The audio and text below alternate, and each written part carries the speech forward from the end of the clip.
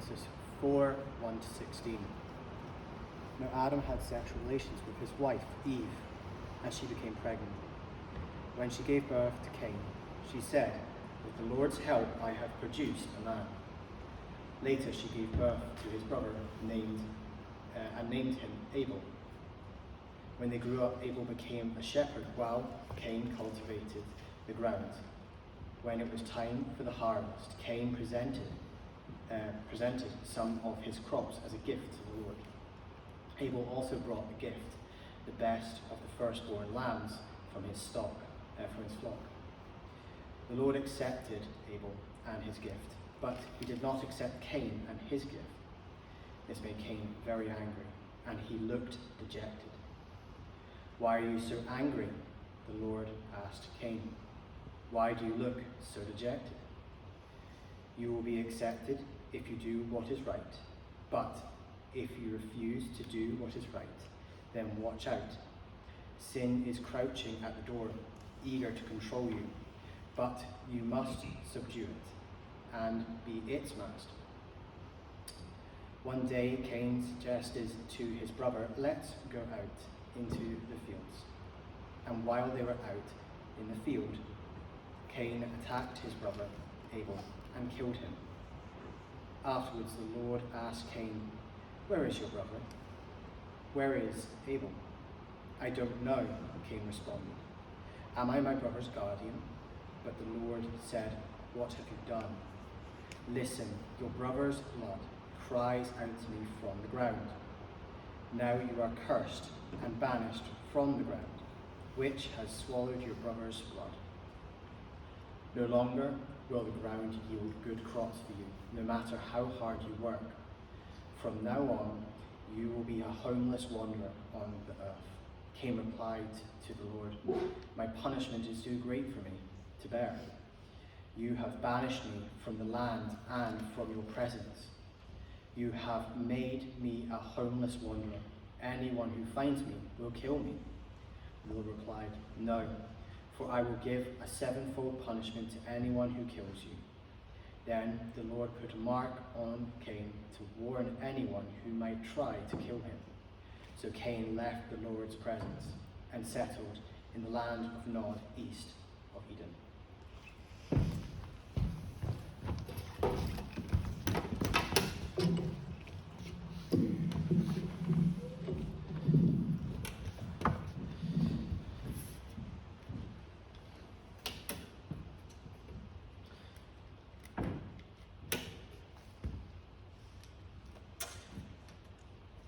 Well, we've been doing this series in the book of Genesis.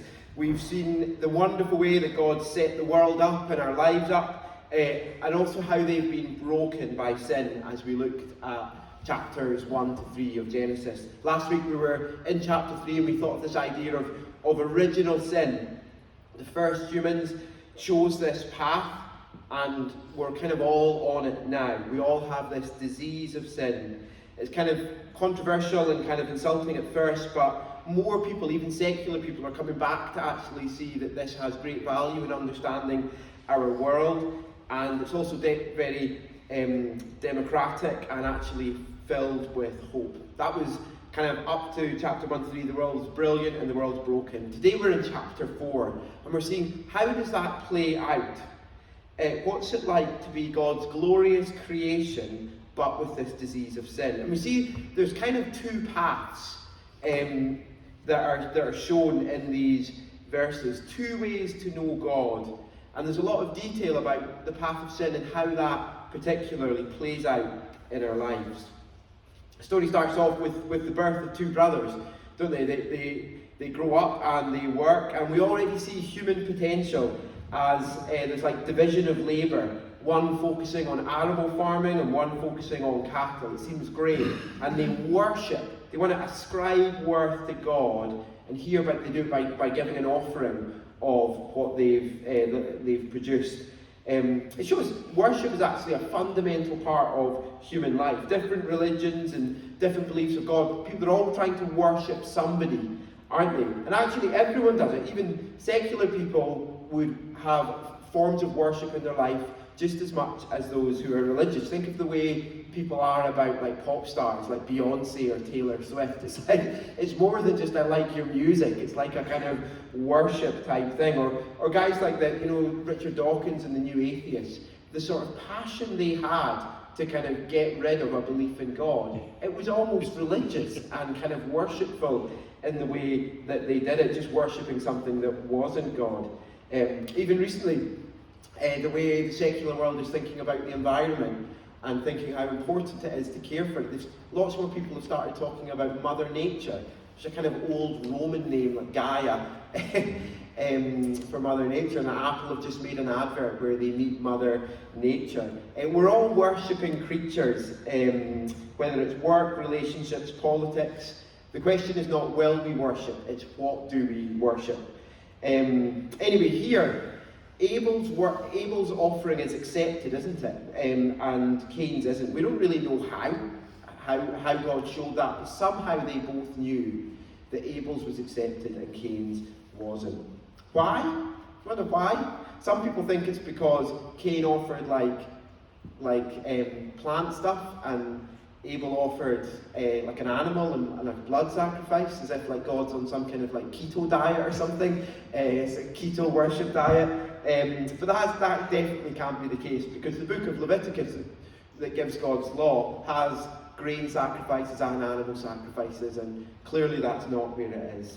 I think we're actually helped by, later in the Bible, in the book of Hebrews chapter 4, Hebrews chapters 11, talks about Abel and why his offering was accepted. So by faith, Abel brought God a better offering than Cain.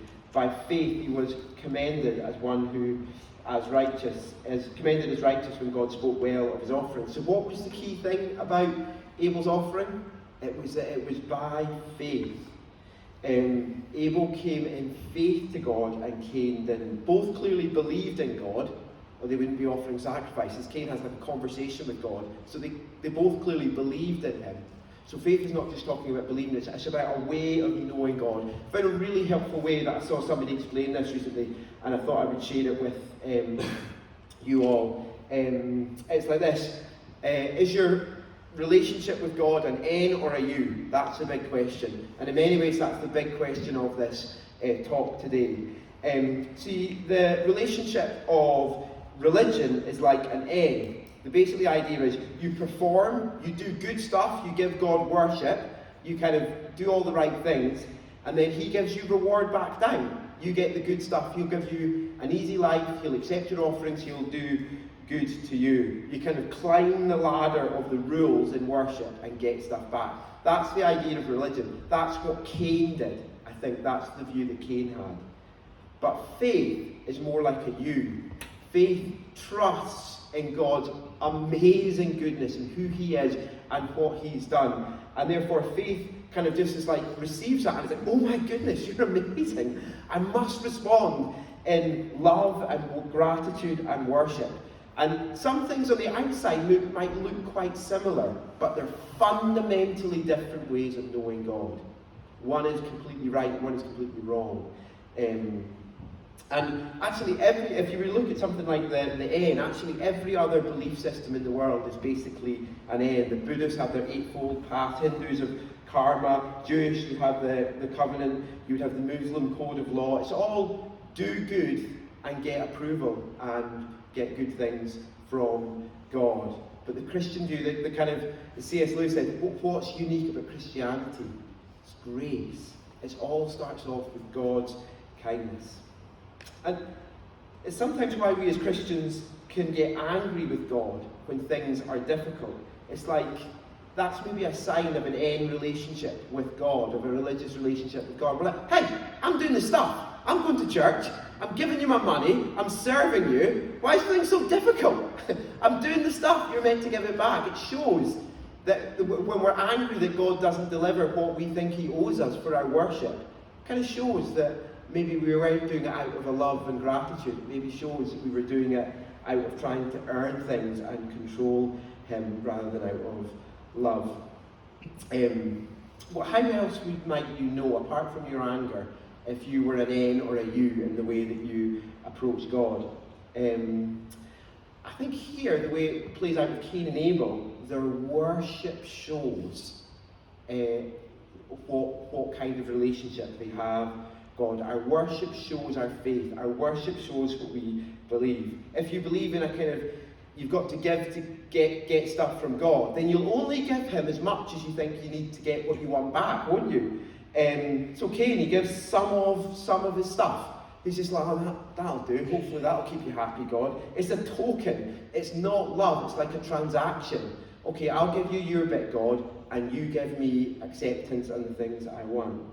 But rather, the sort of way of faith says, oh my goodness, God, you've been so good to me. You are abundant in your kindness and your glory and your amazingness. I'm going to give you my best. And that's what Abel does, doesn't it? He gives God the fat portions, the best bits of the first fruits in verse 4 there, you can see. The fat portions of the best bits. Not the leftovers that he didn't want, but the first and the best. So, I wonder if you were to look at your worship relationship with God, if you were to examine your worship, are you somebody who's responding to God's grace with just, oh my goodness, I want to give you everything? Or are you somebody who's giving God enough to get back what you want from him in that kind of religious way? Giving, kind of sacrificial giving might show it. It was shown by how they sacrificed stuff to God, and in the Christian church, kind of after Jesus, we don't sacrifice animals or grain or anything. We give to advance God's kingdom and care for the poor, and that's kind of how we show our love and worship for God. I wonder, would your worship in the way you give your money be described as the first and the best? Thank you, wow, you're so good to me. There's a big chunk, the best in the first fruits. Or is it just enough for you not to feel guilty? It's the reason why, one of the main reasons why we don't pass a collection bag round the church. I don't want people to insult God with just some guilty, take that, that's whatever in my wallet. Our worship and our giving to God, it doesn't matter about how much it is, it matters about what's going on in our heart. And a heart that says, I want to give you everything because you are worthy. I wonder if you were to look at your wallet, what it would say about your worship, what kind of relationship you have. Also, think of worship as you sing. Christians worship with their song. We love to do that. Sometimes our worship can be a bit like, worthy of every song I could ever sing. Worthy of all the praise. I don't really like this song, do you? I don't like it. We live for you. Oh, we live for you. Do you know, it can sometimes be like that. What does that say about our relationship with God when our minds and our hearts are elsewhere? And our singing and our engagement with God is half-hearted. What does that say about what we believe about God and his worth and his wonderfulness? It might reveal that we've got a little bit of we're just doing what we think we're supposed to do rather than giving God our best and our everything because he is so good and so worthy. You could look at your whole life. Our whole lives as Christians are supposed to be lives of worship. No, I don't have it there. Romans chapter, do I have it there? Yeah, there it is. Romans chapter 12 at the bottom there says, in view of God's mercy, offer your bodies as living sacrifices, holy and pleasing to God. This is your true and spirit worship. It's like you want to offer your whole life in worship to God, every part. I wonder what your life says about what you worship, your daily meditating and prayer, how and why we work, what we do with a spare 5 minutes or 2 hours, how we deal with difficult people. Does it say that we adore him because he's been so good to us? Or are we just trying to keep him happy? So, it's helpful to examine our worship, to think, are we in a place of responding to God in faith, like Abel, or just trying to keep him happy with religion, like Cain? But then as we focus in on Cain, as the story goes on, we see the process where Cain moves from a half-hearted worshipper to a murderer as sin takes over. So let's think about that now. Life when sin takes over. So it starts off for Cain with envy and bitterness in verse 5 there, doesn't it? He's angry and his face is downcast. Literally, his face is fallen. There's no sense of Cain being like, oh, well done, Abel. That's great that you really did. You worship God well. Can you teach me how I could worship God better? Can you teach me something about your relationship with you? I'd really like to grow in this. No, he's just jealous. When envy gets in, it messes up our love. We rejoice with those who weep, and we weep with those who rejoice. Why did it crush him like this, I wonder? Why did it crush Cain so much that Abel's offering was accepted? I wonder if there's a clue in their names. Bible names, if you're new to church, Bible names are a big deal. They kind of, they tell you a lot about a person, the name of someone in the Bible. The name Cain, he gets this joyful, triumphant kind of thing from his mum, doesn't he? With the help of God, I've gotten a man. It's like literally, his name means achievement. Abel's name, do you know what it means? It literally means like nothing, like vanity, pointless. Nice name to call your kid, isn't it? You know, but it seems like maybe Cain was the one with his life together, the successful one. He's in the same industry as his dad, working with the ground. His worth came from being better than Abel. Like many of us, maybe in a rural place, we like to think that we are good and we are put together, competent people. Maybe we just have tried a bit harder and done a bit better at working at our life than others. And sometimes that sort of view can define us, and we get our worth and our value from it. And we see, like, not about God's goodness, but about our goodness.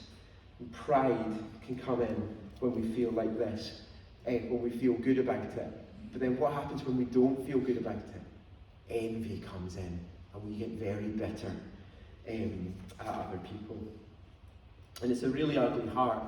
How does God respond to Cain's really ugly heart, his horrible envy, his hard-hearted worship followed by jealousy? God responds by kindness and warning and encouragement. Look at verses 6 to 7 there.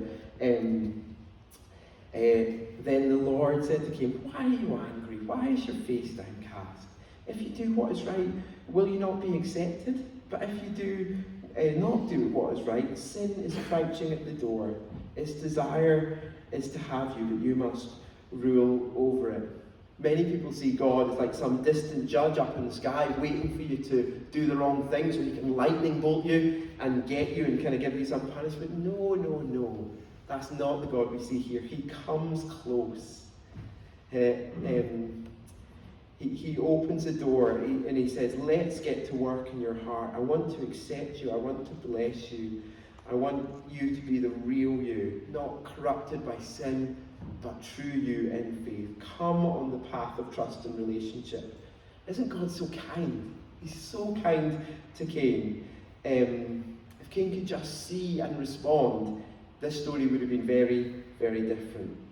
But God also warns it, doesn't he? He says, sin is crouching at your door and it desires to have you if you've got to rule over it. The idea of an animal or something, like a tiger or something, crouching, hiding outside your door, and you open up the door and it's like going to pounce on you and devour on you. See, sin is not just like, oh, bad stuff we do that we're not supposed to do. Sin is an evil power that has almost a desire to take over your life. It's a very real thing in this world.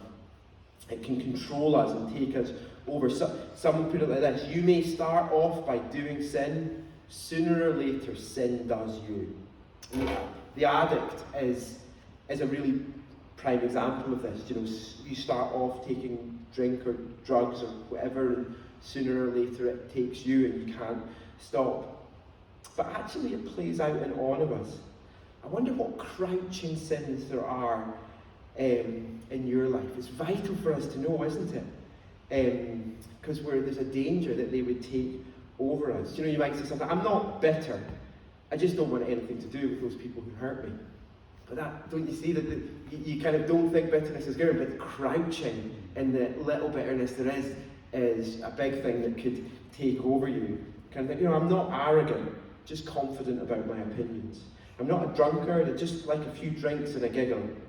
I'm not abusive, I just speak my mind directly, and sometimes that ruffles feathers.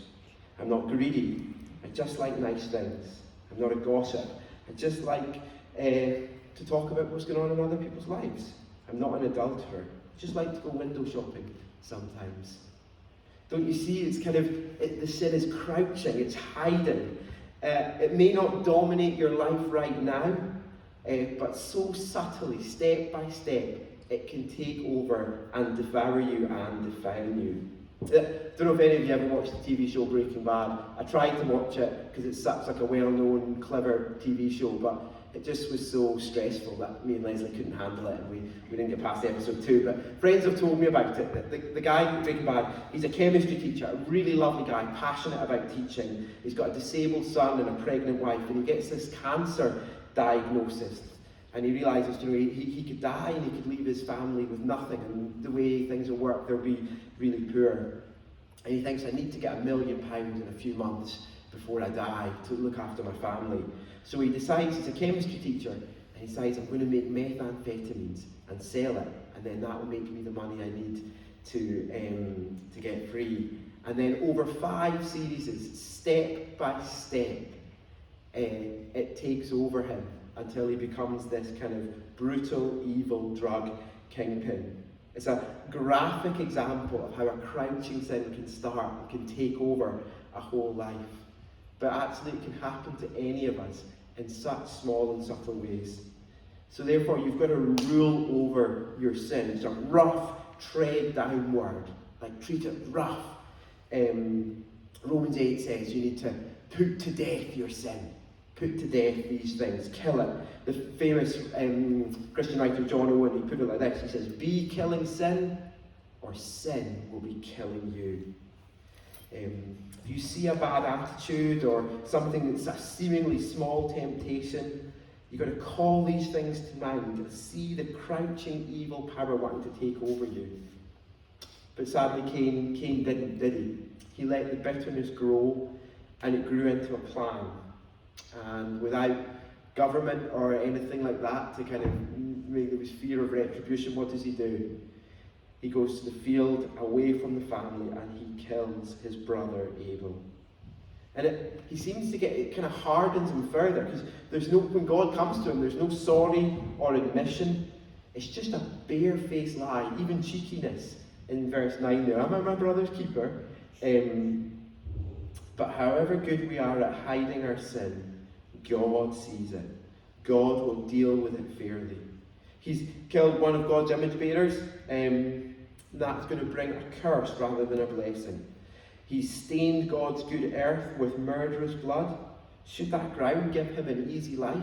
No, that ground should rebel against him. And of course, he's going to be a wanderer. He's literally killed one of his own family members. It's no wonder he's going to be sent out. It's going to affect his other relationships.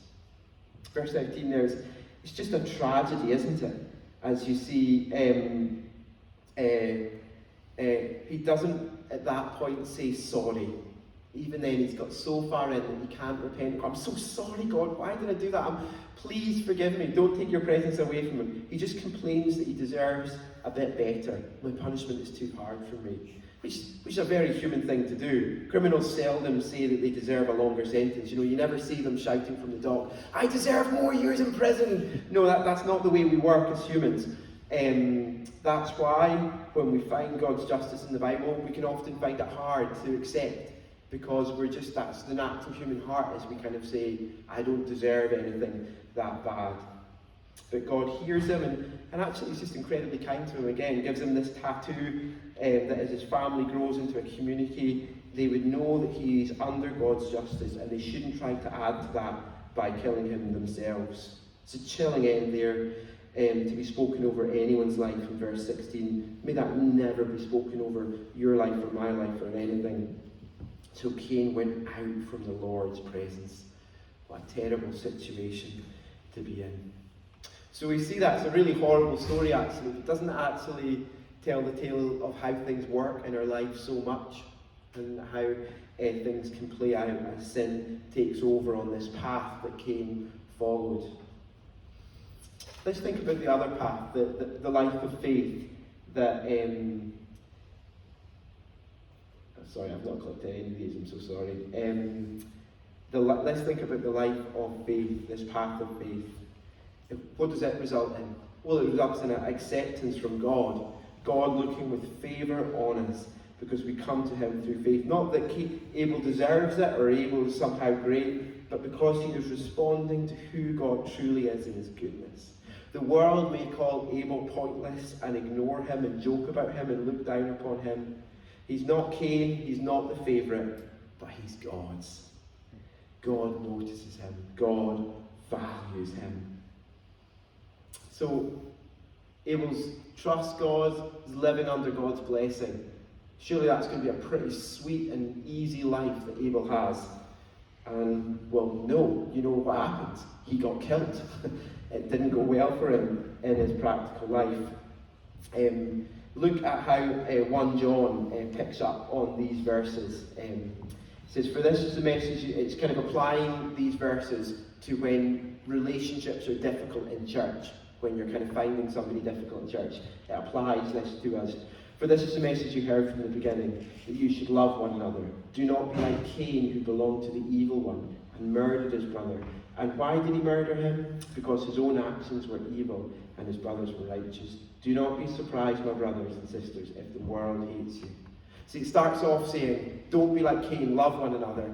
But then at the end of it, it says, but you should expect to live alongside some Cains in your life. You should expect that people will not like you for following God. It's going to be difficult.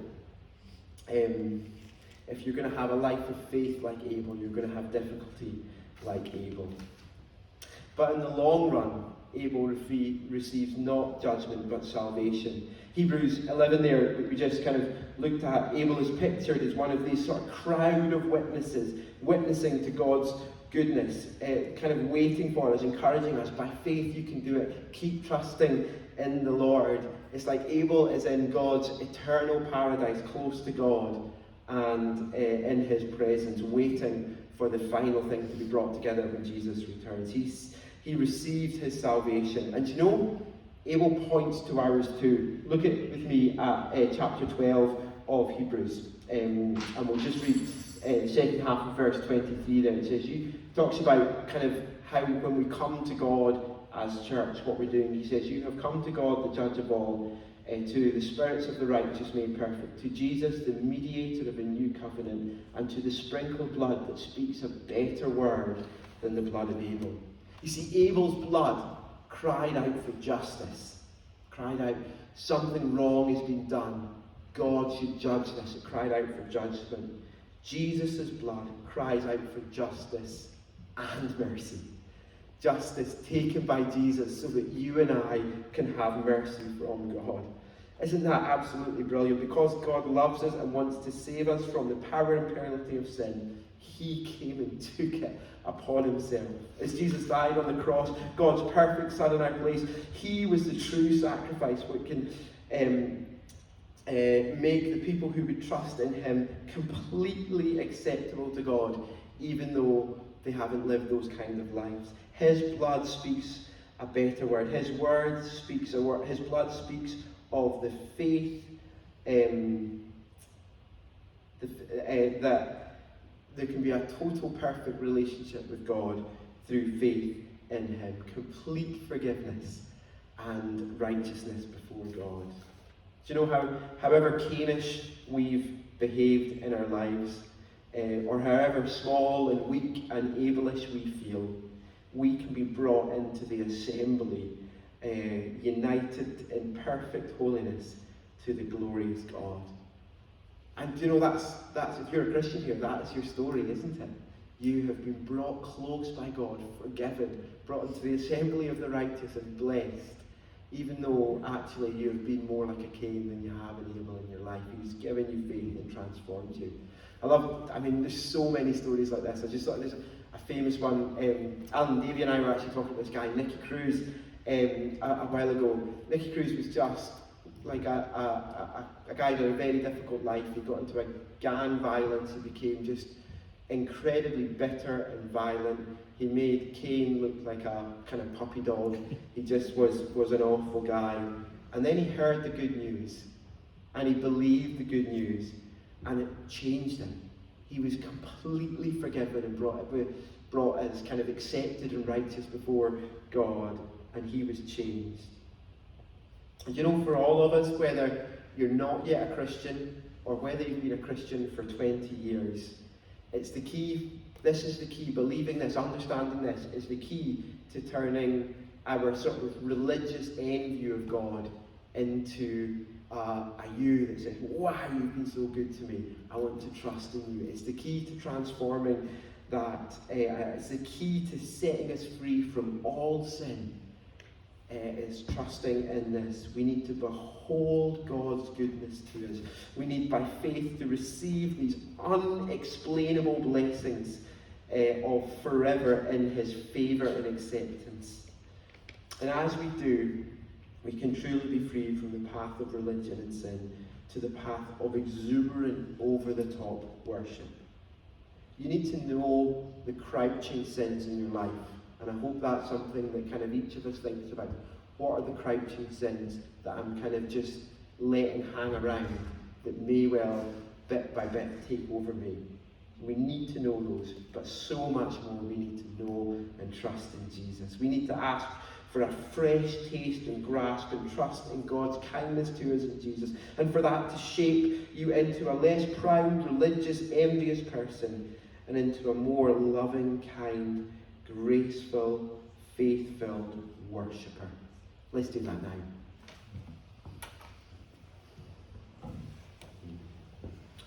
Father in heaven, you know the work you're doing in each heart here. You know our lackluster worship, which we make excuses for and try to ignore. You know our secret, ugly envy. You know our crouching sins and how much they have taken over us. You know our pain as those, as people look down on us and treat us badly in life. Father, this afternoon we cry to you for help. We can't fix ourselves, Lord. Our hope and our faith and our trust are in you. We want to put our trust in Jesus' blood shed for us. And we ask that please now you would just give us a deeper grasp of your ingraspable love and goodness to us. Would you do that work right now as we worship you, please, Lord? Would you do that in a really special and increasing way this week for each of us? Would you do it this year, Lord? This would be a year where we grasp your goodness to us. We become more faith-filled, less religious people. Would you do a great work to transform us this year and taking us deeper in knowing you and your Son? And we pray that as you do that, you would bring about great growth and true worship for your glory. Amen.